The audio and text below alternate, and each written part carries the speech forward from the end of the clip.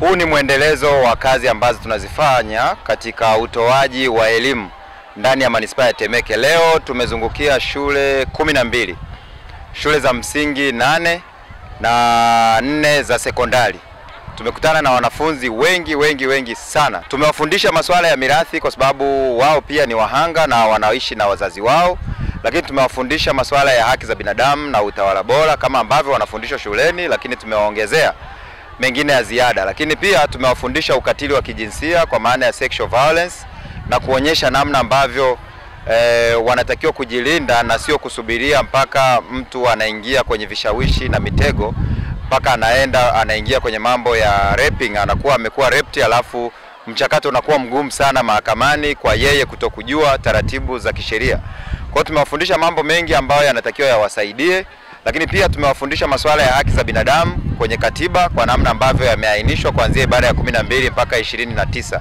Tumewaonyesha haki zao ikiwemo za kuishi, haki za movement, haki za kumiliki property, lakini pia tumewaonyesha haki za kupiga kura na kupigiwa kura, na tumewawasa pia kulinda rasilimali za nchi kama ambavyo katiba inaelekeza na kuilinda katiba na kuitetea ili wawe wazalendo mapema kabisa. Kwa hiyo sisi tunategemea kwa elimu hii watawafikishia wazazi na kuwakumbusha pia kwamba tunaendelea na hii elimu kwenye viwanja vya Maturubai kwenye kata ya Mbagala mpaka tarehe 25. Lakini tumewakumbusha pia kuwa hata zoezi litakapohitimishwa tarehe 25, Rais wa Jamhuri ya Muungano wa Tanzania ameajiri wataalamu na watu wa dawati la msaada wa kisheria kwenye kila halmashauri.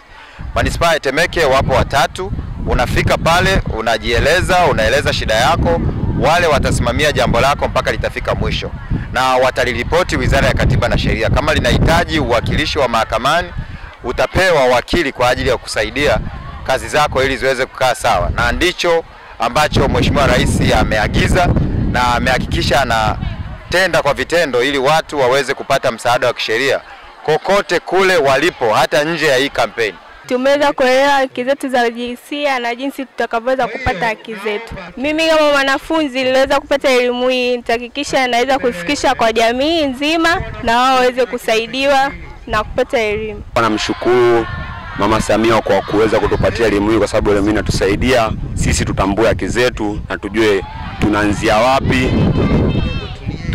ili tuweze kupata haki zetu za kimsingi. Nitaweza kuelimisha wenzangu kwa mimi nimeshaelimika na mimi nitaelimisha wengine. Manufaa ya elimu hii kuanzia chini inawasaidia kwa sababu kuanzia leo, kwa mfano mwanafunzi yuko darasa la 3 au la 4, labda tuko naye hapa na kuna wengine labda darasa la 7, maana yake ni kwamba wanaendelea kukua na hii elimu. Maana yake kama itaendelea kutolewa mara kwa mara, tafsiri yake ni kwamba kizazi chetu kitakuwa na hii elimu kiasi kwamba uonevu tena hautokuwepo.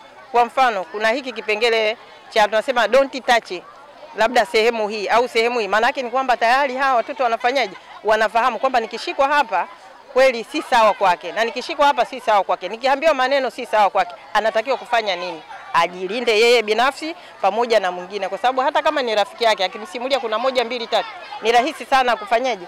Kumwambia kwamba kwa hili ulilofanyiwa ni ukatili wa kijinsia au ni hiki hakifanani, basi chukua hatua hii. Kwa hiyo hii ni bora zaidi.